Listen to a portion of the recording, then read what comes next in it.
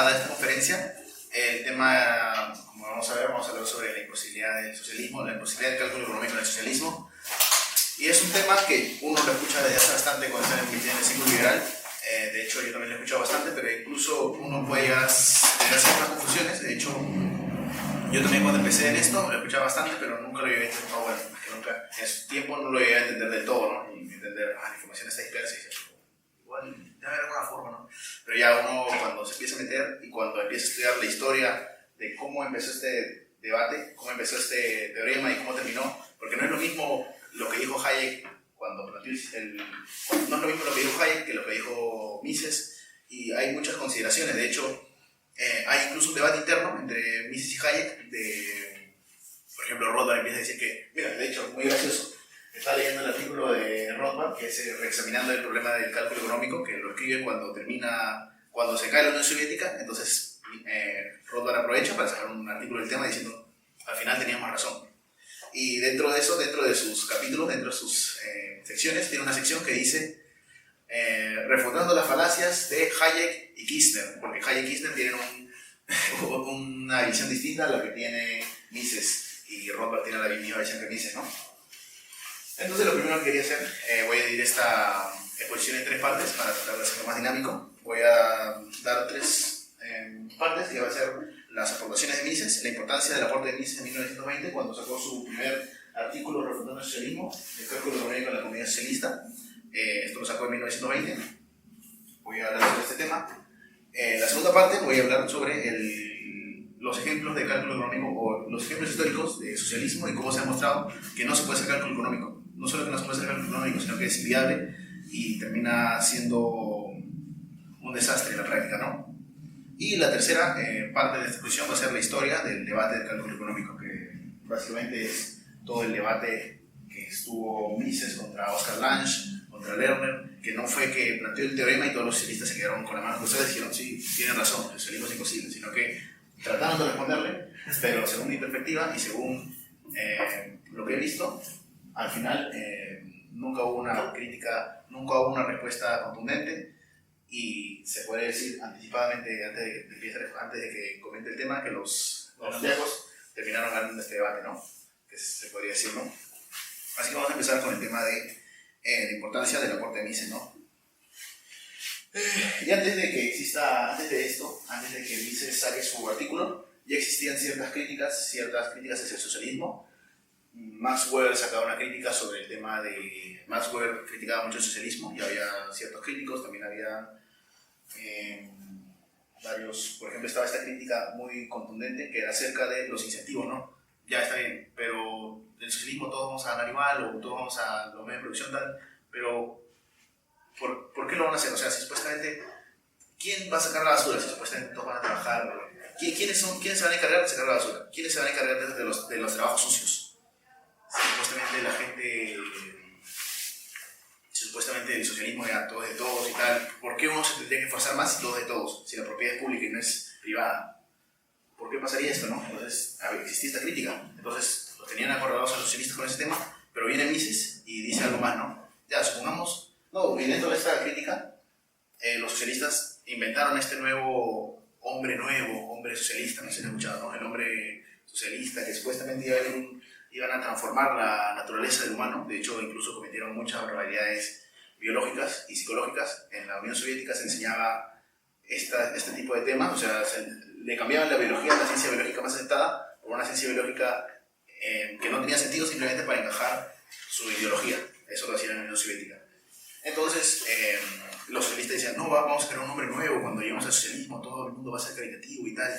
Llegaron al socialismo, los ejemplos del socialismo, donde Cuba, Unión Soviética, y no se creó ningún hombre nuevo, ¿no? Se podrían plantear, bueno, vamos a crear incentivos para que esté motivado, pero no puedes hacerle 159 cumpleaños a una persona, ¿no? Entonces es prácticamente imposible este sistema de que se cree un hombre nuevo. Y entonces, y aparte, ni siquiera después de que se dieron cuenta que no podían crear un hombre nuevo con incentivos bonitos, existió la represión. Empezó a existir la represión. La represión, que es básicamente lo que ya sabemos, ¿no? Los gulags, los campos de trabajo forzado y todos estos temas que de todos modos no funcionó para crear el hombre socialista nuevo. Entonces los socialistas estaban ya asustados con este tema, ¿no? Diciendo, tenemos este problema de incentivos. Tenemos este problema de incentivos y no podemos resolverlo. O bueno, tenemos necesidad de cómo resolverlo, pero al parecer en la práctica no está funcionando. Y llega Mises para devastar mucho más ese sistema. Llega Mises y plantea algo. Y dice, vamos a suponer, o sea, de hecho, no sé si está, la semana pasada, hablé con un pata que vino y le comenté, ¿no? Y le comenté, le hice como este libro, y no lo dije para vender el libro, lo dije porque estoy 100% sincero con esto. Le dije, este libro, le dije, con este libro yo entendí el teorema de la imposibilidad del socialismo. Y este libro está escrito como para socialistas. Y no necesariamente en el sentido de que, como para tonto, aunque también.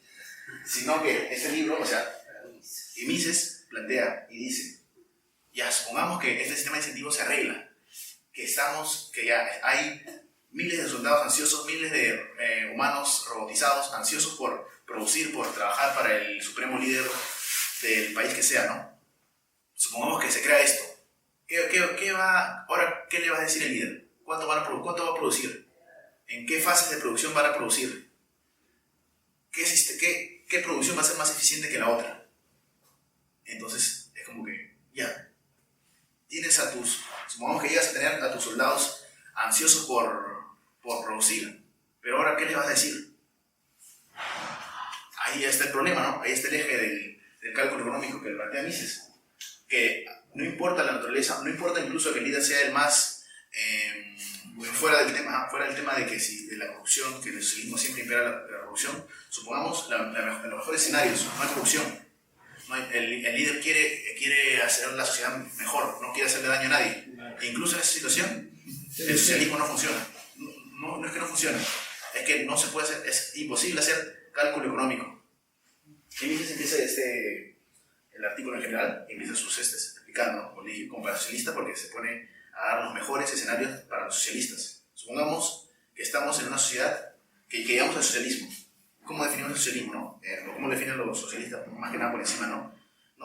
Yo también entiendo mucho a la Huerta de Soto, pero este libro también es muy bueno, el de Huerta de Soto, y también acá está la historia del debate, pero su definición es: el socialismo es todo acto en contra de la función empresarial, que yo también podría estar de acuerdo o en desacuerdo, pero cuando un zurdo lee eso y dice, bueno, es una definición de socialismo, sí, no te voy a hacer caso. Pero normalmente los socialistas dicen, el socialismo es la propiedad, que la propiedad llega a ser comunal para todos, que la propiedad es de todos. Y decimos, ya, pues está bien, la propiedad es de todos, la propiedad es de todos. La propiedad es de todos, entonces, ¿qué va a pasar cuando la propiedad es de todos? Ahora tenemos que ver el tema, ¿no? Cuándo se administra, cuándo se construye, todo ese tema. Entonces se tiene que armar un órgano de dirección para administrar estos recursos, ¿no? Para administrar proyectos sería lo más lógico, ¿no? Sería lo más lógico crear órganos de administración para la organización de los productos. Una vez creado este órgano de administración, una vez abolido la propiedad privada, ya tenemos estos órganos, y ahora ¿qué le decimos? El tema es, abolido la propiedad privada, incluso pongamos más buenos con los socialistas. Va a existir propiedad personal, porque los socialistas tú le dices, oye, te vamos a quitar tu iPhone, te van a quitar tu iPhone. No dicen, no, es propiedad personal, no propiedad privada, las propiedades son medios de producción. Entonces, bueno, está bien. Suponiendo eso, ya, digamos que sí, existe la propiedad personal, todo el mundo tiene sus propias pertenencias. Puede existir incluso un mercado ahí, un mercado dentro de eso, de intercambio de propiedad personal, pero el problema principal, el problema intrínseco, no es ese, sino que es la propiedad privada. O sea, existe propiedad personal, pero no existe propiedad privada. ¿Cuál es la diferencia? Propiedad privada, o sea, para ellos es propiedad personal es lo que tú cambias, y propiedad privada es los medios de producción.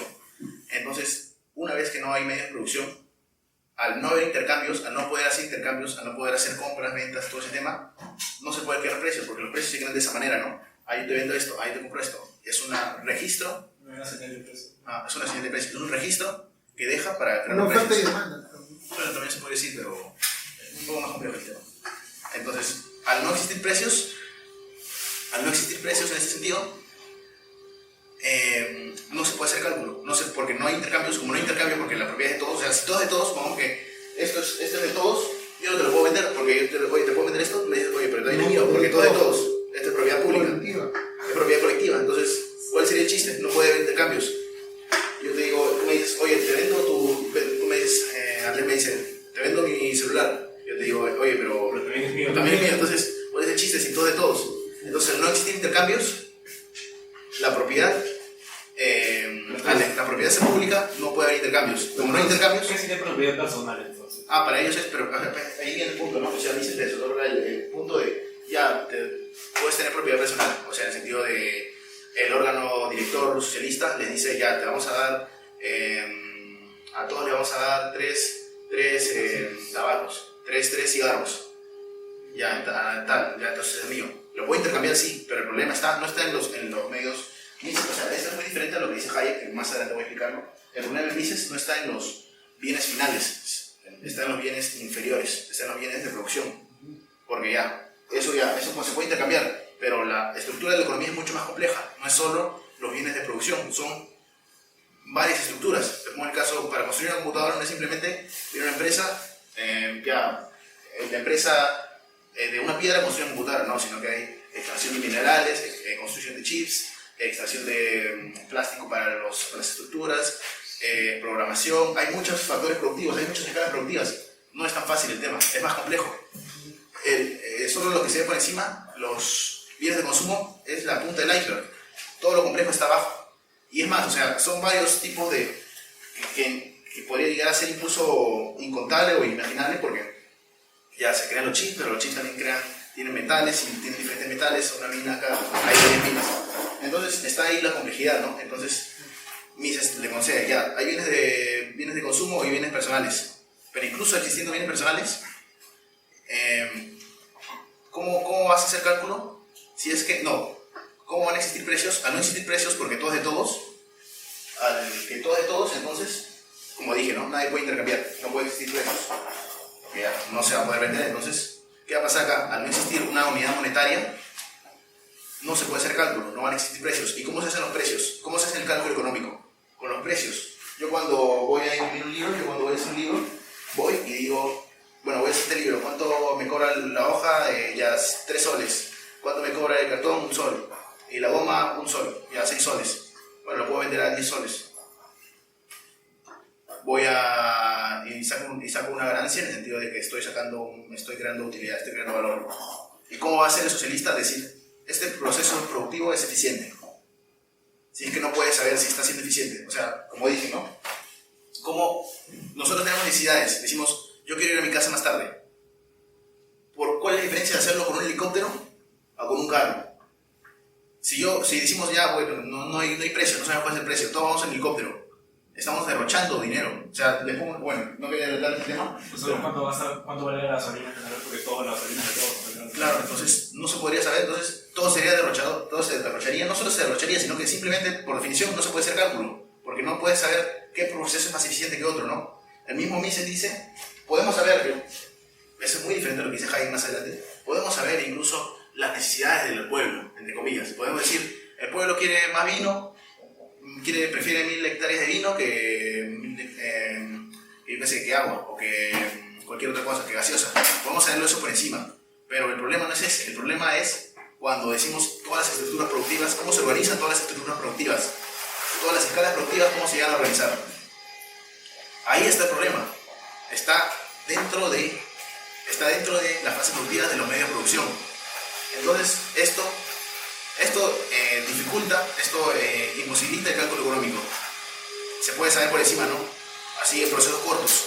Si es más eficiente construir para un granjero, en procesos súper cortos, un granjero usar su campo para hacer papas y hacer cebollas. Pero cuando hay temas más complejos de Estado, por ejemplo, ¿en qué usamos nuestros recursos? ¿En crear una mina de carbón?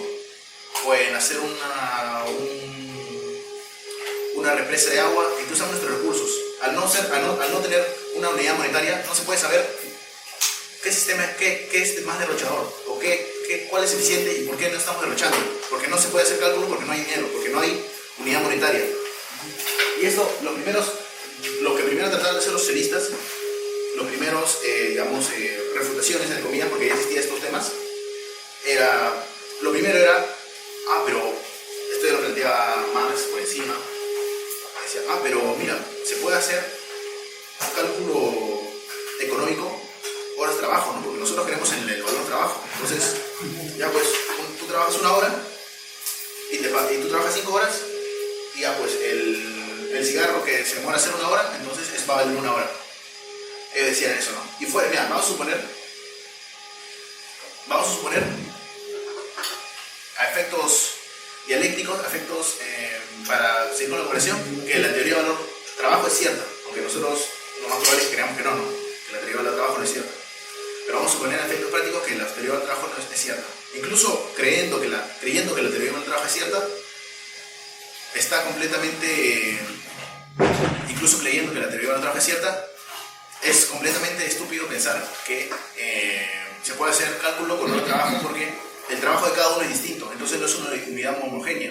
Para hacer cálculo se necesitan unidades homogéneas. Se puede hacer cálculo con dinero porque el sol que yo tengo en el bolsillo, es igual al sol que cualquiera de ustedes tiene en el bolsillo, en el sentido de que vale lo mismo. Pero mi trabajo de 1 hora no vale lo mismo que su trabajo de 1 hora. Entonces es completamente irracional pensar que se puede hacer cálculo económico con horas de trabajo.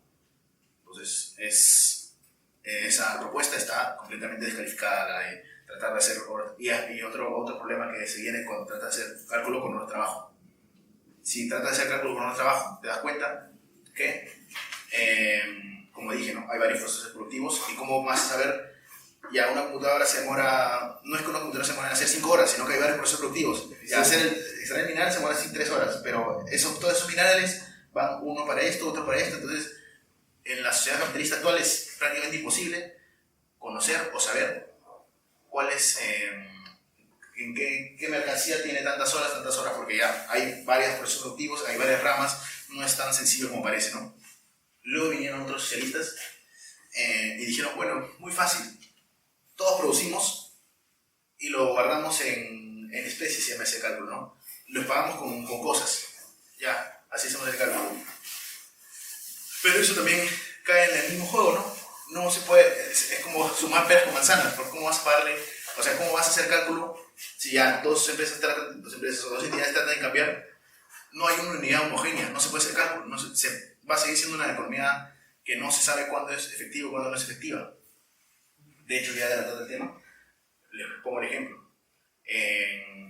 Solo una vez hubo cálculo económico en especie, algunos ya lo habrán escuchado el tema. En la Unión Soviética, en la economía de guerra, existió cálculo económico en especie. Esto lo escribe Alec Nobel. Es muy interesante su capítulo sobre el comunismo de guerra, porque el pata es socialista y luego se pone a decir, no, pero la Unión Soviética pero ese fue una excepción.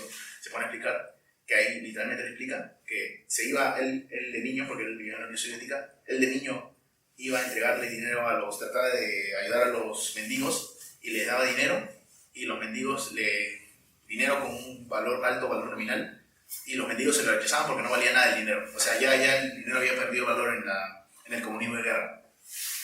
Entonces, al haber perdido valor, la gente ya despreciaba el dinero. Entonces, ¿qué existió? Los pagos ya no eran con dinero para intercambiar cosas, ¿no? Los pagos eran, ya te vamos a pagar 5 horas, te vamos a dar un vale de 5 horas, no, un vale de pasaje gratis, de 10 pasajes. Te vamos a dar un vale para comida gratis. El cálculo se había convertido en especie. ¿Qué ocurrió con esta sociedad? Mira, yo vi los datos mira, les pongo un ejemplo para ver qué tan desastroso fue, para hacer una comparación. Revisé los datos de la crisis del 29, que se reconocía como una de las crisis más grandes del mundo que han existido en la historia. En 1929 el PBI del 100% que estaba, supongamos que del 100 bajó a 75, en su punto más bajo. En su punto más bajo bajó a 75. Y esa es la crisis más grande del capitalismo que conocemos, ¿no? Uno siempre que escucha sobre crisis, escucha el crack del 29, una crisis gigantesca. Con el cálculo económico en especie, ¿qué pasó? En un año, de 100, se empezó a producir 30, en el sentido de que el Producto Bruto Interno pasó del 100% al 30%. O sea, fue un desastre completo. Esto es lo que es el socialismo en práctica, el socialismo verdadero, el socialismo sin precios, que esas son las consecuencias del socialismo sin precios, ¿no? La vuelta de la economía, digamos, primitiva.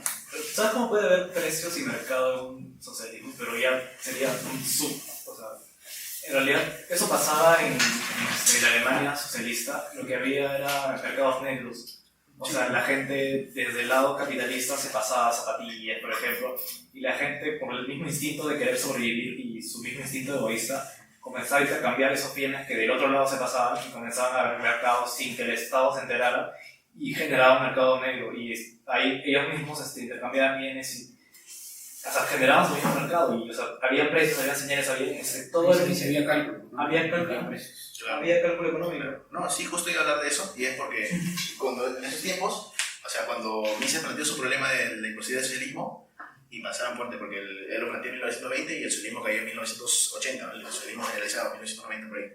Entonces, muchos de esos temas, mucha gente decía, ustedes están debatiendo si el socialismo es posible, es imposible, pero mira la Unión Soviética, ¿cómo que no es posible? Ya, el debate ganado, ¿para qué están debatiendo si la Unión Soviética está resistiendo?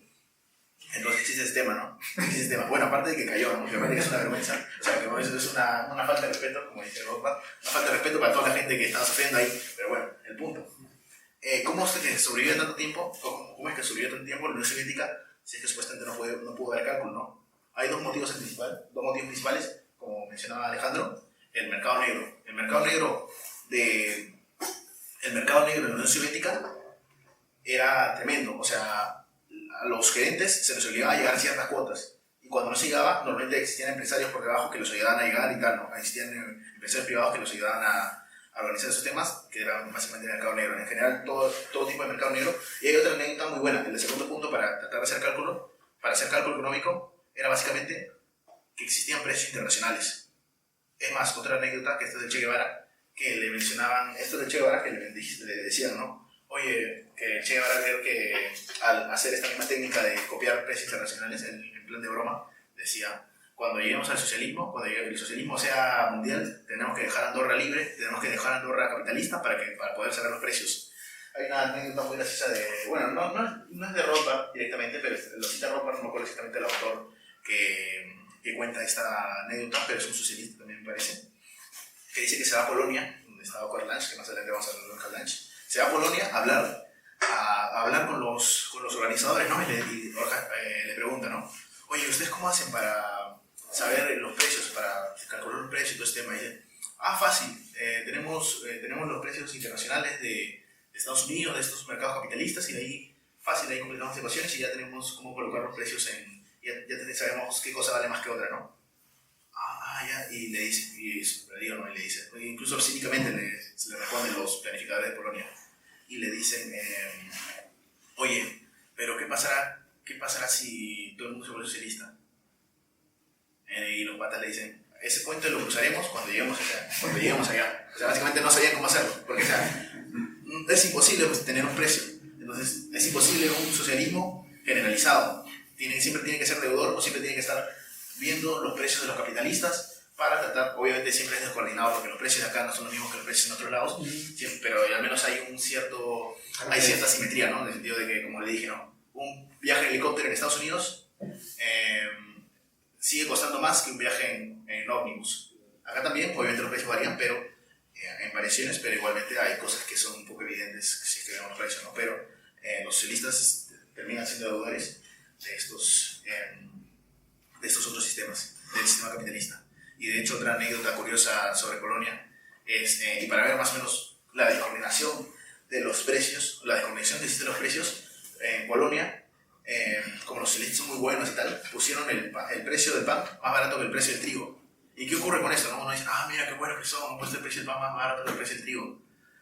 El pan le dan a los cerdos y la gente se queda sin pan. Esa es básicamente la descoordinación, ¿no? La gente se queda sin comida, como el pan está barato, los granjeros le compraron pan para los cerdos y la gente se queda sin comer.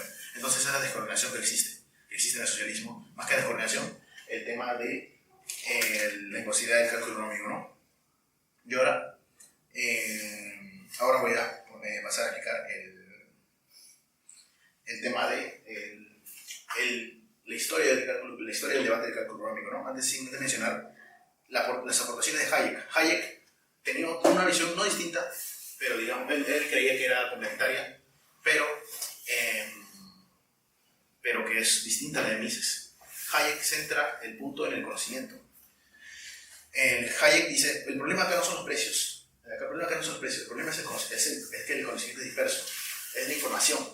al no haber información, al ver la información de la empresa, no se puede crear precios. Sí, Hayek tiene más que nada ese punto, ¿no? La información está dispersa. La información está dispersa y nadie puede saber la información, nadie puede organizar la información. Pero esto en el sistema de precios se termina organizando. Y los socialistas, al abolir el sistema de precios, al abolir la propiedad privada, ya no pueden saber esa información. Ya no tienen cuál vale más que tal, qué cosa vale más que otra, qué objeto es más eficiente, qué sistema es más eficiente. Al existir esto, se cae este tema. Entonces, eso es lo que plantea Hayek, ¿no?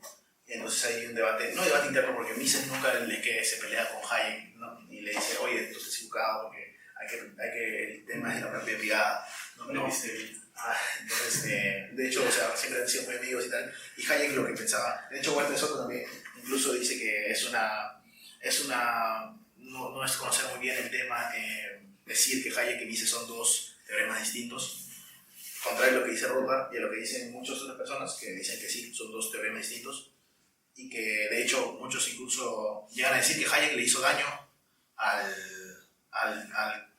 teorema del cálculo económico, porque Hayek, al decir el problema está en la información y no en la propiedad privada, entonces es un problema de tipo práctica. Ya, entonces, ¿qué pasa si yo tengo toda la información? Bueno, entre comillas, ¿no? Entre comillas, a los élites dirían, bueno, si tú no tienes toda la información, entonces sí se podría resolver un problema de tipo práctico. Entonces ahí vienen muchos patas que se pueden decir, mira, pero ahora con supercomputadoras podemos tener mucha más información y podemos hacer ecuaciones súper al instante. Pero es imposible, ¿no? Sí. O sea, igualmente es imposible, pero era como que les daba pie.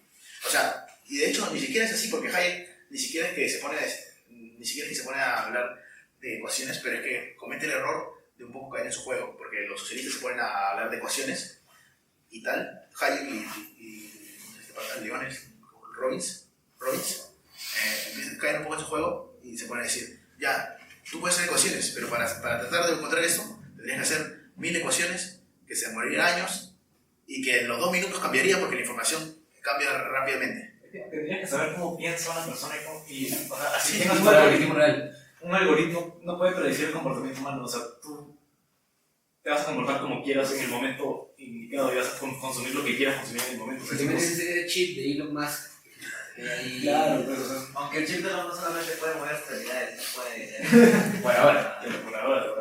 O sea, para que haya eso tienen que ser experimentos más profundos como hacían en escuadros de Claro, pero o sea... Interesante. No, sí, claro, o sea, sí, como digo, incluso sí sería complicado, pero al menos les dio pie a los socialistas y se pusieron a sacar estos temas, ¿no? Empezaron a decir, ya, entonces esto es el problema, ¿no? Entonces empezaron a sacar ecuaciones en estática, que Mises en ese mismo artículo dice, el problema no es estático, el problema es dinámico.